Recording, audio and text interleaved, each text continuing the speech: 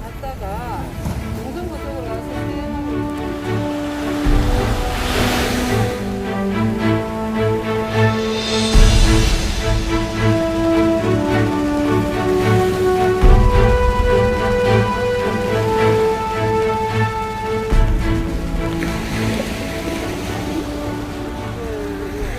보면은 기본적으로 물이 항상 드나드는 곳화가 아닌 곳이 표시가 나거든요.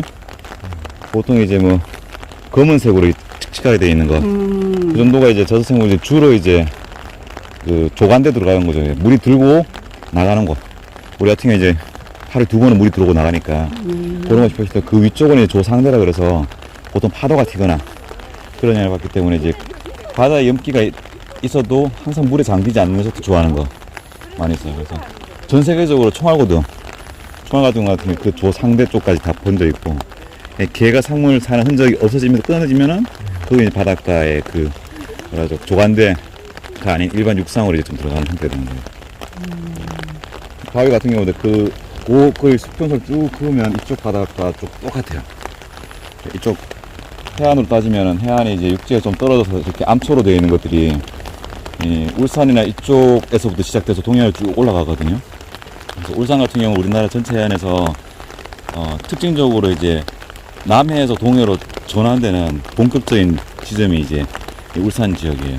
그래서 부산으로 가면 보통 이제 해운대라든지 해변을 길게 이어진 곳 있잖아요. 그렇다고 해서 거기가 울산처럼 이렇게 바위 암초가 많아지거나 이렇게 바깥으로 튀어나와 돌출되어 있는 곳 형태를 가지고 있는 해안은 아니거든요. 그래서 울산 같은 경우는 이제 곳 해안이 있고 튀어나온 곳이라는 곳이 있고, 보면 중간에 이제 이렇게 긴 해변이 있고, 또 긴 해변이 끝나면 다시 이제 바위 자갈이 시작된다든지 그렇게 발달이 돼요. 그래서 이쪽에서 보시면은 여기 하천이 나오는 것의 좌우가 다르잖아요. 한쪽은 모래해변이 있다가 모래가 쌓이잖아요. 근데 쌓이는 이유는 민물 들고 나고 하면서 이제 흐름상에 이렇게 긴 호로 발달되거든요. 이 휘어진 형태. 그리고 이제 튀어나오잖아요. 여기 튀어나오는 구조가 이쯤에 잡기 때문에 이 섬하고 연결이 되는 거예요. 그 다음에 또 저쪽 해안 가면 저쪽은 이제 자갈 해안이 발달되거든요. 딱 정확하게 패턴이 계속 반복돼요. 네, 울산 같은 경우 간절곶에서도 계속 반복되는데, 그 사이에 이제 큰 해안을 이제 매립하거나 또는 항만시설을 하거나 하면 그 흐름이 끼어져요. 그래서 그 흐름이 끼어지면 모래가 쓸려 나가기도 하고, 어떤 곳은 또는 자갈이 있던 곳이 다른 형태로 바뀌기도 하고, 그렇게 해서 원래 있던 자연 해안이 그 모습을 잃게 되는 거예요. 그래서 한 곳이 뭐 매립되고 아니고 뭐 항만이 세워져 가지고 훼손되고 그 문제가 아니고 전체적인 리듬이 다 같이 끼어져 조정이 되기 때문에 울산 같은 경우 특히나 이제 매립 문제를 그 인근의 영향만 가지고서 하면 안 되는 거죠. 간절곶도 그리고 시설들이 들었을 때 그게 옆에 있는 다른 해변이나 또는 이제 자갈 해안, 그게 이제 방해 요소가 되죠. 그럼 원래 있던 곳이 이제 뭐 명소로 알려졌던 곳이 그게 이제 없어질 수도 있는 거예요. 특히나 이제 모래 같은 경우는 이제 쉽게 이제 이동이 될 수 있는 거라서 입자가 작으니까. 네, 저쪽에 이제 자갈 해안 같은 경우는 이제 중간중간 발달되거든요. 여기 파도가 세다는 얘기고, 파도가 세다는 얘기를 특징적으로 볼 수 있으면은 암초들이 앞바다에 크게 자리 잡고 있어요. 모래안 쪽은 암초들이 크게 자리 잡지 않아요. 자연스럽게 물이 들어와서 여기 물 에너지가 이제 파도 에너지가 약해지면서 이렇게 모래를 해변을 형성하거든요. 특징적으로 해안의 경관만 읽어도 이곳에 이제 어떤 물의 에너지하고 바다하고 육지하고 그 관계가 이루어지는지 알 수가 있어요. 그래서 울산은 해안 전체 하나의 지표 해안이라고 보면 돼요. 우리나라 전체 해안을 봤을 때.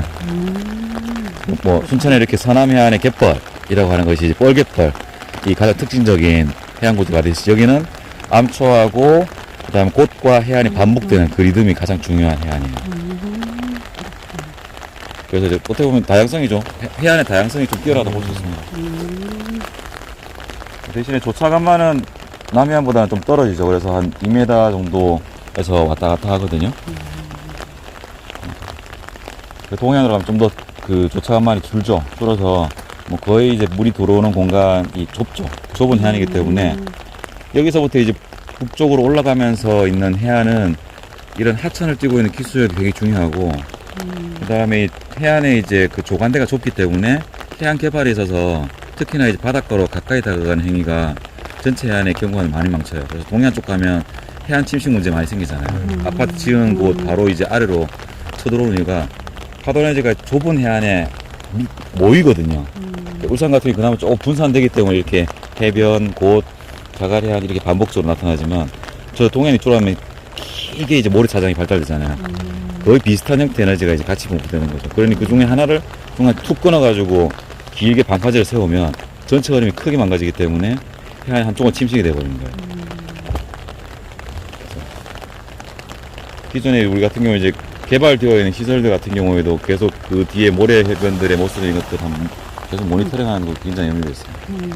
특히 시민과학에서는 네. 그 속에서 하는 눈에 띄는 생물들, 새라든지 이것들 보면 그게 변동이 생기면 이제 그게 개발 행위에 의한 것인지 해안에 우리가 이용을 어떻게 했기 때문에 된 것인지를 조금 짐작을 할 수 있게 되거든요. 상세한 조사는 네네. 계속 반복적으로 해야지.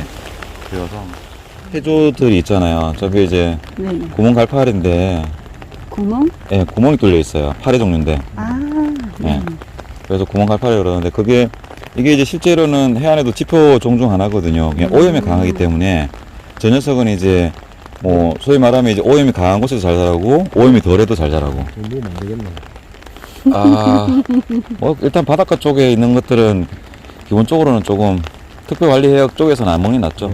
예, 중금속 같은 경우가 이게 자연적으로 분해가 안 되는 물질이거든요. 그 울산에서 생산되는 다양한 종류의 중금속들이 그렇다고 해서 또 멀리 이동도 안 해요. 보통 보면 이제 뭐 예를 들어가지고 이제 이쪽 지역 아닌 거로 들면 무게가 있어. 무기가 있죠. 예. 페인트 종류에도 중금속이 들어가잖아요. 네. 근데 그게 보통 보면은 우리가 일정적으로 페인트 바로 뿌리면 날아가니까 비싼 데서 다 멀리 가겠지 않은데 근데 그 포함된 키로 머리 가면 3kg예요. 휘발성 성분 때문에 그런 거지. 네. 실질적으로 어떤 휘발 성분은 네, 날아가고 나면 나머지는 다 그렇죠. 바닷속으로 들어가요. 울산 특별관리해역 주변에 있는 화학 공장들에서 나온 물질들이 이 파도나 이런 것들이 해서 집에 가겠지라고 하는데 그렇지 않아요. 거의 해안에서 3km 반경 내에 거의 다 있습니다. 조사를 할 때도 이제 멀리 나갈 필요가 없어요. 그러니까 연안 쪽 붙어 있는 이 지역이 더 중요하죠. 여기도 이제 간절곶하고 이제 그쪽 아래로 내려가면은 영향이 이제 원전이 있고, 그죠? 그다음에 울산 만 안쪽으로는 대부분 이제 그 울산항 산업단지가 들어서 있잖아요. 네. 화학단지하고 석유화. 그 영향이 이제 크게 멀리 안 가는 거죠. 그래서 연안 모니터링이 되게 중요해요. 연안 쪽 특히 바다 같은 경우는 어쨌거나 수질을 조사하는 게 이제 그 특별관리의 기본적인 목적이잖아요. 네, 거기에서 수질의 목표가 이제 여러 가지 있을 수 있는데 생활하수나 이쪽이 많이 나온 도시권을 끼고 있느냐 아니면은 산업단지에서 중금속이 많은 그런 형태냐에 따라서 이제 관리 목표가 다른 거죠. BOD, COD 이런 얘기 하잖아요. 네.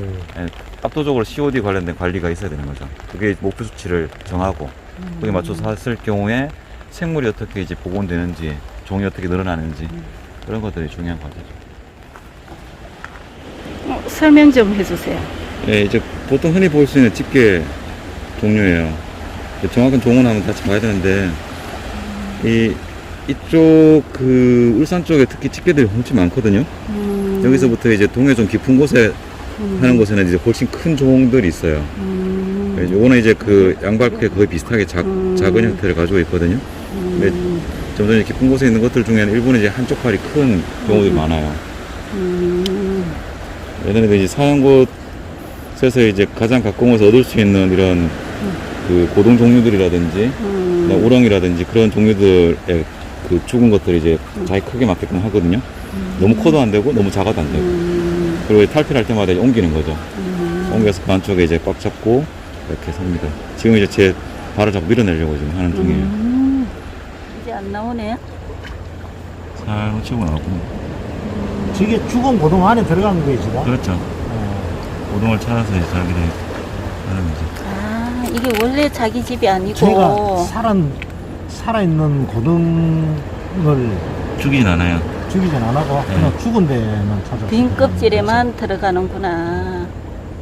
죽은 사체들 갖다가 이제 먹기 때문에 바다에서는 이제 그 청소부 역할을 하는 큰 놈이 있네. 이게 타래고동이거든요. 타래고동은 약간 그 물이 항상 잠기는 쪽에 주로 있어요. 여기로 치면 저 바위 아래쪽에 있는데 이제 죽어서 이렇게 밀려 나와 있는 것이고 속에 이제 쏙 들어가 네. 버렸네. 여기서도 여기 있으면 나중에 나올 겁니다. 근데 이제 외국에서는 이제 집게 종류 좀 큰 종류들이 이제 외국에서는 나온다. 그 쓰레기 있잖아요. 플라스틱 쓰레기나 병이나 뚜껑이나 이런 것들 집으로 해서 나오거든요. 그래서 이제 해양 쓰레기 피해를 받는 종류 중에 집게가 들어가요. 주변에 이제 썩어 있는 것들 찾느라고 항상 바쁘게 움직이죠. 파래 종류도 있지만 이런 이제 오목가사리 종류들도 있거든요. 네. 이거 이제 오목가사리 아까 고무가파리 다르게 이런 녀석들도 이제 실제 바닷가에서 이 저생물에 그러면 이런 고동들하고 대술이거나 네네네. 이런 고동들하고 경쟁을 하거든요. 얘네들은 이제 거의 포식자이기 때문에 이제 그 이런 식물들 먹는 건 아니라서 이제 사체들이나 이런 거 같이 먹고 같이 공생을 하는 그렇죠. 거죠. 그런 것들이 말미잘은 오, 그것도 살아있는 건가요? 그래서 말미잘인데 지금 물속에 있지 않고 하니까 목이 활동하죠. 그러면 할 때는 이렇게 펼쳐요. 꽃 펼치듯이 펼쳐가지고 그 안에 이제 걸리는 것들 잡아먹죠. 특히나 근데 물이 드러나고 하는 그런 조관대 굉장히 많이 보여요. 아니, 근데 이게 붙어 있는 이게 원래 자기 몸인가요? 이게 말밀 종류에 따라서 전체 몸을 드러내는 그런 풀새꽃 해외 말밀자 같은 게 있고 얘처럼 이제 그 위장을 하는 거죠. 그래서 이제 쉽게 이제 다른 것들이 이제 다른 것들 뜯어먹거나 하지 붙여가지고. 못하게끔. 예. 오, 움직인다. 물이 들어오면 움직이는 거 보일 텐데 지금 물이 오, 없으니까. 신기하네. 봐봐요, 따개비거든요. 와, 따개비 조그만한 작게 거네. 움직이는 거 보이죠? 완전 새끼네. 생각보다 빠르게 움직여요. 따개비 움직이는 거 보셨어요? 작은 건데 되게 빨리 움직이죠. 저쪽 붙어가지고. 따개비. 네, 따개비. 따개비. 저는 이제 따개비라든지 뭐 사과조개라든지 다 똑같이 이제 붙어서 살거든요. 쟤네들이 이제 그 실험을 했는데 자기 바위를 기억을 한대요. 잠깐 저쪽으로 옮겨볼까요? 저기 지금 저는 이쪽으로 옮겨간다고. 예. 저기 지금 따개비 큰 거 붙어 있잖아요. 저 녀석에게서 저 바위 전체 저곳은 네네. 물이 들어올 때는 돌아다니지만 물이 나가는 걸 포착하는 시기에는 정확하게 저 포인트 찾아가요. 그래서 잡아서 딴 곳에다 해주면 자기가 이제 정착한 그 바위가 아니라서 헤매요. 신기하네요. 네, 그래서 저 부분에 딱 정확하게 맞추는 이유가 뭐냐면 크기에 따라서 완전히 압착했을 때 큰 파도가 쳐도 절대 안 밀리거든요. 그러니까 이게 따기가 힘든다. 그렇죠. 이게 바닷가 생물들이 살아가는 지혜예요. 얘도 살아있는 거요? 네. 그래서 서식지가 그 바위 하나가 중요한 이유가 저 녀석에게는 저 바위가 평생을 저기에서 보내야 될 의미가 있는 거예요. 말고등인데 그 작은 거 있죠. 이게 다 큰 거예요. 우와. 다 크는데 얘네들이 이렇게 띠로 이렇게 쭉 연결돼 있잖아요. 네네. 말은 여기가 이제 조관대의 상부 쪽 해당되거든요. 그 말은 뭐냐면 항상 물에 잠기는 곳은 이 아래쪽이라는 얘기예요. 이쪽이 되겠죠. 대져 있는 이쪽. 여기는 하루에 무조건 물이 잠기는 곳이에요. 근데 여기는 이제 가끔 물이 잠기는 곳 정도로 되는 거죠. 여기서부터. 근데 왜 얘들은 항상 물에 잠기는 곳이 아니고 위쪽에 얘는 가끔 물 들어오고 생물들이 바다에 있다가 이제 차츰 육상으로 진화를 하거든요. 청알고등 같은 경우는 물속에 원래 이제 바다 속에 있던 것들이 이제 바다 물이 안 미치는 곳까지 그러니까 다시 조금씩 적용한다. 예, 진화를 해서 올라오는데 그러면서 이제 그 서식력을 높이는 거죠. 아래쪽은 항상 먹이 경쟁도 심하고 자리 경쟁도 심할 거 아니에요. 위쪽은 상대적으로 이제 바닷물의 영향이 좀 덜하기 때문에 네네. 그 말은 뭐예요? 건조한 환경에서 자랄 수 있는 것으로 근데 조금씩 바짝 지원을 해주는 말랐는데도 거죠. 이 얘들이 이렇게 살아있네요. 얘네들도 물론 먹이 활동은 물이 들어오거나 그 바깥으로 이렇게 안에 있는 속이 이렇게 오픈됐을 때 건조해지는 것들이 덜한 환경에서 돌아다닐 거 아니에요. 그렇지만 이제 대부분의 시간에 이렇게 물 바깥에 나와 있을 때는 딱 고정된 곳에 안에 있는 것들과 잃지 않을 정도가 필요한 거죠. 그래서 이런 바위가 틈이 나고 파도 때문에 갈라지고 한 것들이 얘네들에게 중요한 포인트가 되는 거죠. 야, 이 속에 완전 소복하니 들어가 있어요. 네. 청알고등 같은 경우도 예전에 서해안에 기름오염 사고 났을 때 청알고등 저희가 조사를 많이 했었거든요. 거의 빼곡하게 이제 덮고 있어요. 세어보면 사방 한 10cm에 아주 밀식하는 경우는 한 작은 이 청알고등이죠. 애기 청알고등 같은 경우에 거의 100에서 심하게 600마리까지 있어요. 사방 10cm, 10cm 정도에 빼곡하니 있는 거죠. 근데 이쪽 같은 경우는 이제 거기랑 비교를 하면 훨씬 이제 그 밀도가 더 떨어지잖아요.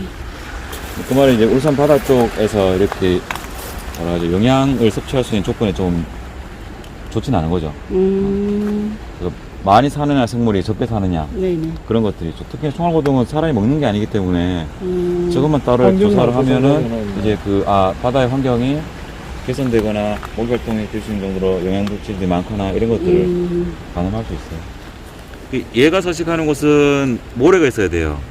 모래는 약간 뻘이 있어야 돼요. 그렇다면 이 주변에 이제 모래는 뻘로 형성된 곳이 있는데 진화 해수욕장 있잖아요.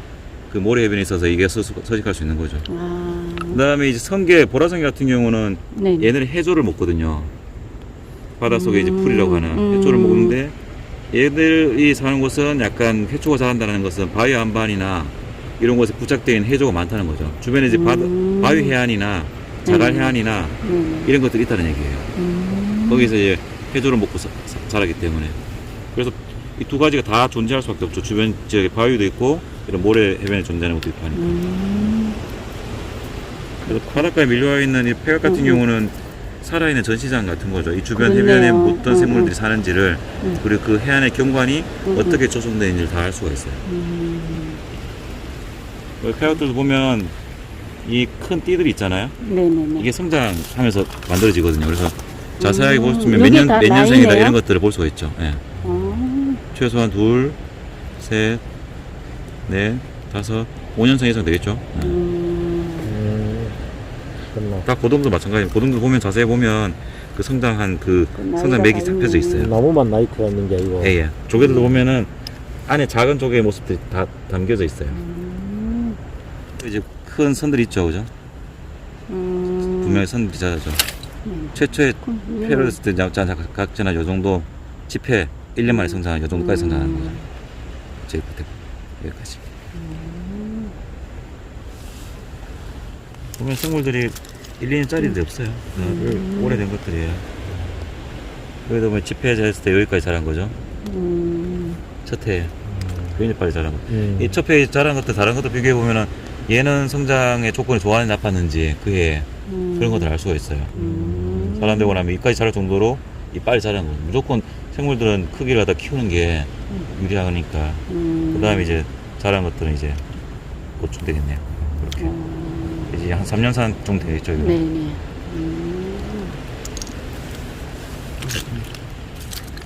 얘도 마찬가지죠, 그죠? 만져보면 이제 안 부서질 정도로 단단하잖아요. 울산, 이게 울산 홍합이에요. 울산 동해안 쪽의 홍합이 남해안하고 서해안 홍합 다르거든요. 통영 쪽만 가도 홍합의 끝 모양이 이렇게 날렵하게 휘어져 있는 모습을 안 가져요. 그래서 울산 쪽에 있는 것들이 약간 이렇게 휘어져서 이렇게 폐가 형성하거든요. 그리고 이쪽 면들도 나란하고. 얘도 보면은 첫 해에 이만큼 자라고, 그 다음에 둘째, 셋째, 한 넷째, 4, 5년 됐죠. 이렇게 작아도. 폐각이 얘는 그냥 일반 담채와 다르게 두껍고 그렇습니다. 만져보시면 한번 만져보세요. 되게 단단해요. 아, 그러네. 네. 단단하다는 얘기는 파도가 센 곳에 자란다는 얘기죠. 그렇지. 일반 담채처럼 그러지. 이게 어느 바닷가에 가까운 곳이 아니고 조금 물이 깊은 곳에 항상 잠겨 있거나 센 파도가 쳐도 견딜 수 있는 곳에 자라는 녀석이죠. 그래서 홍합 종류가 동해안이 일단 다르다는 것도 아시면 좀 의미 있겠죠. 그렇네. 얘들 홍합 종류 중에 좀 다른 홍합인데 이거는 조금 한번 봐야 되겠네요. 전복 여러 것도 나이트인가요? 이게? 똑같죠. 예, 그렇게 그죠? 성장하는 거죠. 전복도? 이 정도 되면 한 이제 2년, 3년 정도 되거든요. 요즘 문제가 그거잖아요. 2년 안 돼서 전복도 출하해서 큰 전복을 넣고 작은 전복은 팔아서 이제 또 이 시장이 공급 과잉이 돼서 또 문제잖아요. 전복 장사하는 사람들 지금 음식하는 사람들 굉장히 손해 많이 볼 거예요.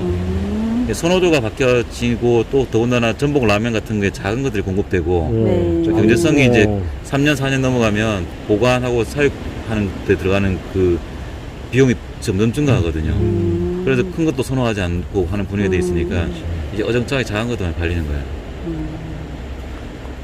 여기도 보면 이제 잡아먹는 흔적 있죠. 그게 잡아먹히는 흔적인가요? 누가 잡아먹냐 하면은 어떤 호랑이 있어. 호랑이 어디 갔지? 큰 곳으로 호랑이? 이런 것도? 예. 이 고동들은 이런 콩술 우렁이들이 여기 구멍 치사를 파서 동그랗게 파죠. 그래서 거기다가 이제 용해시켜버리고 그 안에 이제 그 안에다가 용의 액을- 자기 물질을 집어넣고. 그렇죠. 녹여서 먹습니다. 녹여 쭉 빨아먹어요. 이야. 아, 액을 만들어 보네. 네. 그러니까 잡아먹히고. 여기는 이제 그 경관을 지키는 것이 이제 동수는 좀 적을 수 있거든요.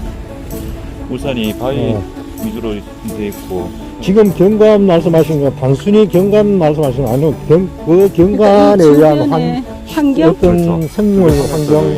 토지의 원산에 따라서 경관 전체가 각각 유기는 돼 있는 거잖아요.